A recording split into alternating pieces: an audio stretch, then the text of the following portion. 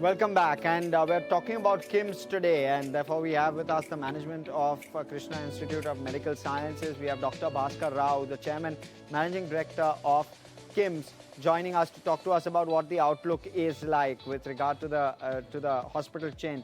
Welcome, Mr. Rao. Let me first start off by trying to get your take, your sense with regard to EBITDA as an absolute number, the margin number. How does that look, and when does that start to improve for you? Is it H2 that one can start to see improvement on that count? Yes, I think from H2 onwards there will be some improvement, and next year H1 will be much better. For the next 6, 7, 8 quarters continuously there will be a growth. And that growth lever will come from your operating beds going up, or will it be coming from your ARPOB? What will the lever be? So FY27 likely, my understanding is it's going to be ARPOB led. Is the H2 outlook more from an operating efficiency perspective? Your current hospitals, will they start doing better from an operating perspective? Is that where the lever is going to be? See, the more will be on both. One, the number of beds are going to increase and the ARPOBs are going to increase. Basically, the Thane and Bangalore has just started. So that will take about next 2-3 quarters, and the growth will come from number of beds, and as well as the ARPOBs. Also, both these places are very high when compared to our existing ARPOBs. So both these places you get the growth. So sir, you have the potential to get to 8,800 beds fairly quickly. How and when do you get there? Because you have the capacity available. Yeah. As of now, Sorry. there will be around nearly 6,000 beds are there in our standalone. There will be 2,800 beds are on the O&M contract. Next 2-3 years, I think we can able to reach these entire beds into our fold. And why is there a gap, sir, between operational bed capacity and your actual bed capacity, which you can run? Why is there a gap there? Give us a sense of that. See, basically the 2-3 units we have been started, nearly 1,200 beds. Out of that, we are only operating around 300 beds. There is no point operating 1,200 beds in the beginning itself. It is an expensive thing. So whenever the occupancy increases, we keep on adding. Apart from that, there is a O&M beds. Those beds are not coming to the things into our fold. Okay. And your ARPOB lever, sir, is it purely cost related? If the fact that your revenue per operating bed will go up only from a revenue standpoint, is that so? Does that mean better value accretion for the customer? Is that the lever you're going to use there? What is it that's giving you that upside from 42 to 50,000? Is it inflation? Is it better quality service? What is it? So it is, one is service, second one is the complex case we are doing. Third one is, as I mentioned, that both Thane and Bangalore has just started. That will able to boost the ARPOBs. Okay. So it's Thane. Okay. So I get your point. And where will the when you're looking at your Bangalore hospital, which is newly opened, we didn't see too much of the numbers in Q2. How is it shaping up in Q3? Give us a sense of that. Q3 will be much better than Q2, and Q1 will be Q4, and is keep growing.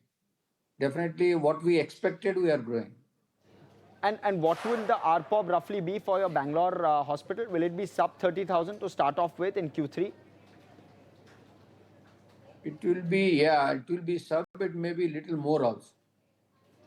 Okay, so that will continue to drag your ARPOB overall, right? Marginally, it contributes very small number, but it will continue to drag your ARPOB.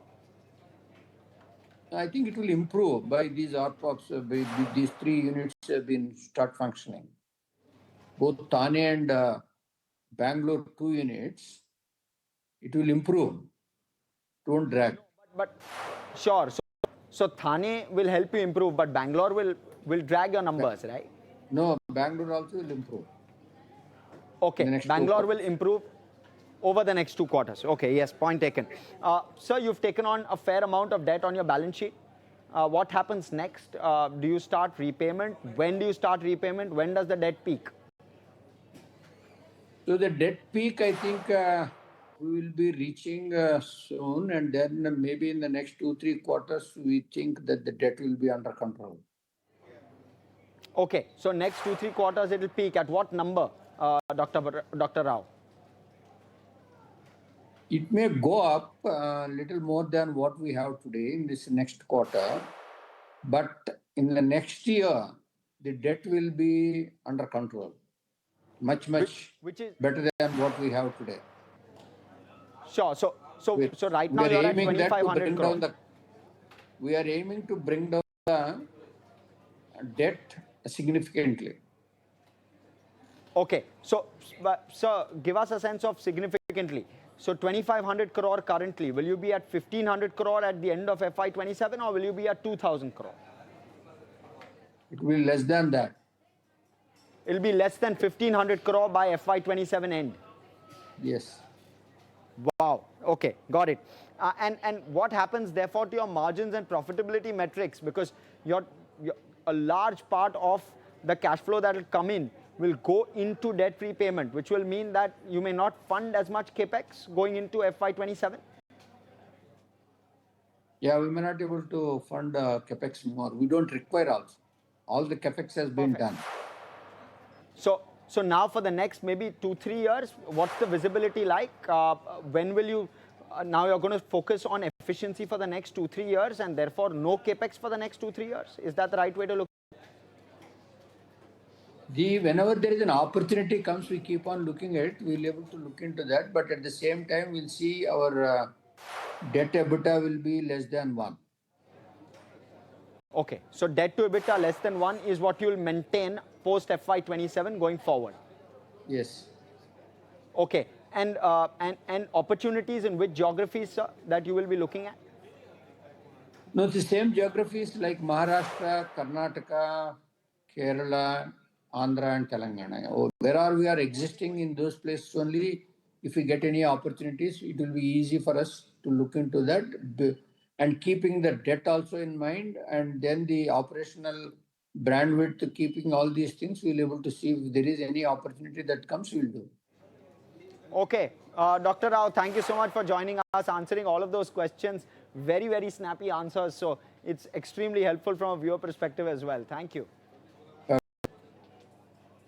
Thank you. Okay, and viewers, with that, frankly, completely out of time on this edition of AAYC. From myself and the entire team that puts this show together, thanks so much for watching. Stay with us here on ET Now. More action on the other side.